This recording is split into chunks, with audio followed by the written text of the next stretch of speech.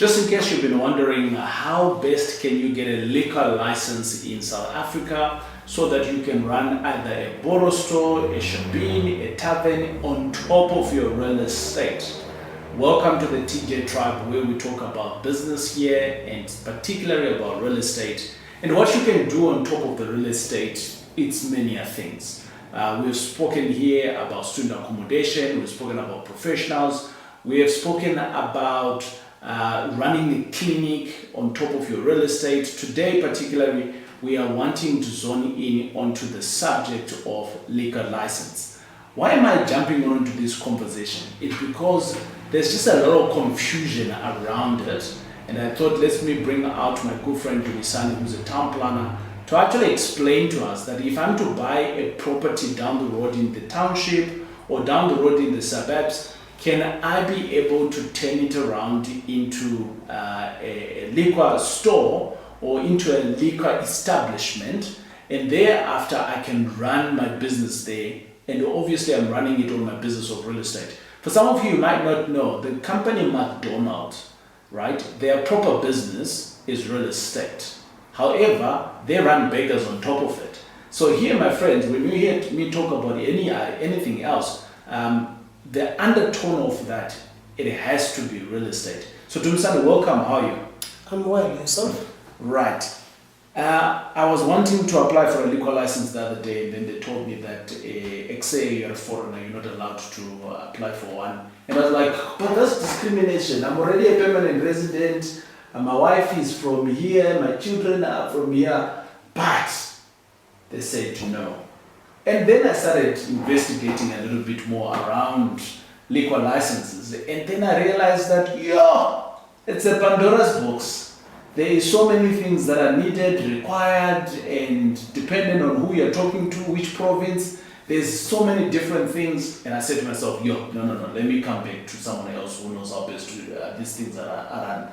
So let's talk about the liquor license. Liquor license, I think for many people, we get to have the real estate and we run the business, but for many people, the liquor itself, it's basically we're just running it on credit from many of these other service providers. They bring it to us, we make our cut out of it, and we pay insurance, and that's how we make money in the liquor business.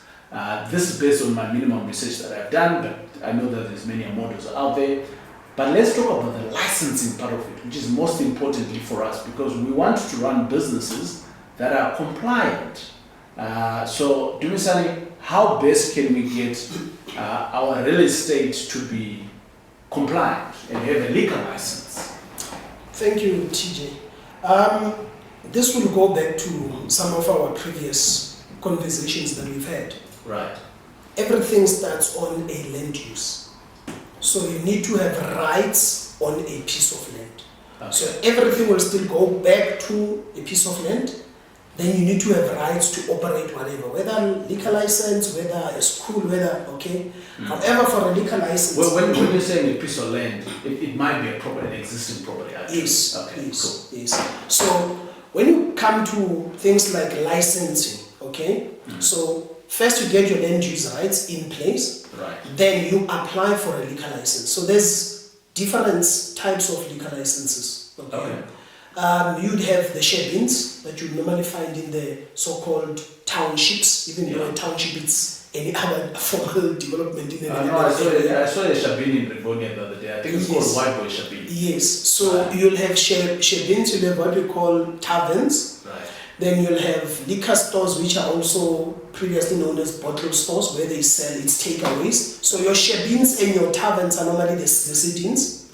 You know, a formalized shebeen or a formalized tavern in a way, it's a restaurant, it's still a tavern. You can call it whatever, but because you are sitting in. But now under the law, they've defined it also to say you can have the liquor license in a restaurant. Okay, right. So you'll have a restaurant liquor license. Then you'll have, like I said, where it's takeaways. Now you know with these grocery shops, you'll have the one that is from, I don't want to advertise any major food chain, but those food chains, they would normally have those liquor stores. It's takeaways, you buy, you go and drink away. So you don't, yes. So Once you have your land use rights, then you go. Which one? Okay, so because there's many of them. Yes. We're talking about liquor. Yes, right? so that is why I had mentioned them. So under business one, because it's a shop, you can have a liquor store or you can have a tavern. Okay. So under business. Under business Your property needs to be registered. No, not registered. The land use needs to allow for a business one. Okay. Because remember, you have 1, 2, and 3. Depends on which municipality you are in. Okay. Right. So business one, in most municipalities normally have a shop. So a shop is to sell an item. Right. So that's when you can sell it. Okay. But you cannot sell it just because you have business one. You need them to go and apply at the liquor board. Sure. For a license. So there's a process, there's a procedure. You have liquor license officers that you can find in many of these places. You have some of the town planners also that does that, right. Applying for liquor licenses. And I'm glad you brought another perspective to it, to say legislation is not the same across the country. There's provinces that they have their own provincial legislation of how to govern the issuing out of liquor licenses and how those facilities should operate. Because remember, a liquor license gives you what you can do with a liquor and when do you operate. So you don't just operate anytime. You have those who open at 10, close at 2 in the morning, 10 in the morning, closes again 2 the following day in the morning. You have your normal restaurants that will work within whatever stipulated hours that are there. Then you'll have the bottle stores that by 10 o'clock the latest should be closed at night. They would open again at 10 in the morning, you see. So you'll have different types of licensing and different operating hours. And also please bear in mind, you cannot use a liquor license which says it's a liquor store and you turn it into a tavern and use this as a tavern. If you want now to have a tavern, you need to go and change your license so that it can operate as a tavern license. But you can't use a liquor store license to operate the functions or activities of a tavern, Right. Same as your nightclubs.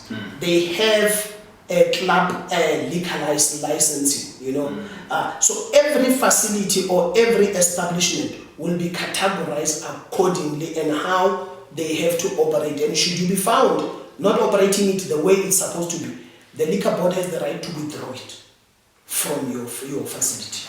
If you're in property investment, at some point or the other, you have had to evict someone. And I know, my friends, it is a painful exercise. But I'm here to tell you that for the last couple of years, I've been using a company that is called Xpello. Xpello, basically what they do is that you pay them a monthly fee.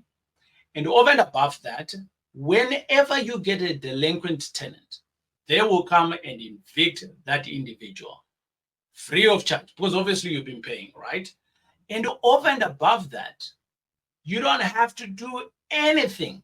But guess what? I have managed to organize a good price for you.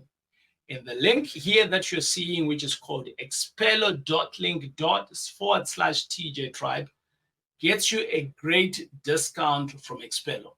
So my friends, don't be caught with your pants down on your tenant. Just Xpello them with Xpello. It is TJ. Let's go back to the video. So I've had a few clients in the past, and I've got some that are still coming through in our business. Basically these guys, they come in, they say, TJ, I've observed in a certain area that this place used to run as a shabin. I want to buy it. So I'm like, yeah, cool.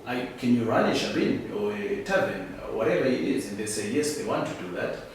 And my question has always been, okay, great. Everybody runs into the liquor license part of it. It's allowed. But I've seen there's a disjoint, and you can correct me here, with what the land can do and the liquor license. They don't speak to each other. So I've actually seen someone who is in a residential one, and they got a liquor license on a residential one. And I'm like, but how does that work? Because the land use, you're out of bounds. It's not business one. And then I looked at a property at one point. They were making around about 150,000 gross income on their sales and things like that. And the area, it's in a township. The property was valued just below R1 million. And I started evaluating this property. And I realized, no, hold on, this is a business one. And it was selling for about R1.2 million, I think it was. And because I understand how a residential one is valuated, I identified that's why it's selling for 1.2. But then when I looked at the zoning, it was a business one. And I'm like, wait, it can't be valued at 1.2. What is the income? And then I saw the income is at 150. I'm like, no, wait. This property is valued at 5 million, right?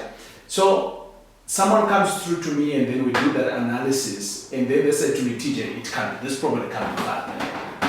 Oh, why? So obviously I start giving them the rundown of evaluating and things like that. Now, when you're talking about changing the land use, I want us to touch, to Bisani, on why it's important for the legal guy, the one who's going to trade, for them to change this land use, given what we've just spoken about now. Because what basically you're doing is you're adding value in your property. Your thoughts around that? Yes. It is known that there's some liquor licenses out there that people have obtained even in informal areas. Right. How that comes, hey, my friend, I would want someone who can show me how that happens. But there's areas where really you would question yourself how they did get that. However, if you want to do things the legal way, and not have issues even when you operate, it's that your land use at all times has to talk, especially your zoning, has to talk with what you are doing on the land, your operations. Right. That's the only way. There's no way I can go and have land use that says, or rights that says guest house, but then I go and I open a student accommodation, you see. Right. Unless if the definition in that scheme says the guest house can also accommodate student accommodation, so that you'll get it in a town planning scheme. But I would normally say, don't complicate things. Do things simple that you can even answer if someone was to ask you to say, why do you operate this? And you can just answer them simply and say, because I have this land use right. It permits me to do this particular activity. The bottom line, my friends, is whatever activity that you are running on your property, your land use needs to back it up. Simple, finish, and clear. So says my town plan. But it can also be your town plan, okay? Until we see each other again on the next video right here at the TJ Tribe. It is I, your boy, TJ. Boom, boom.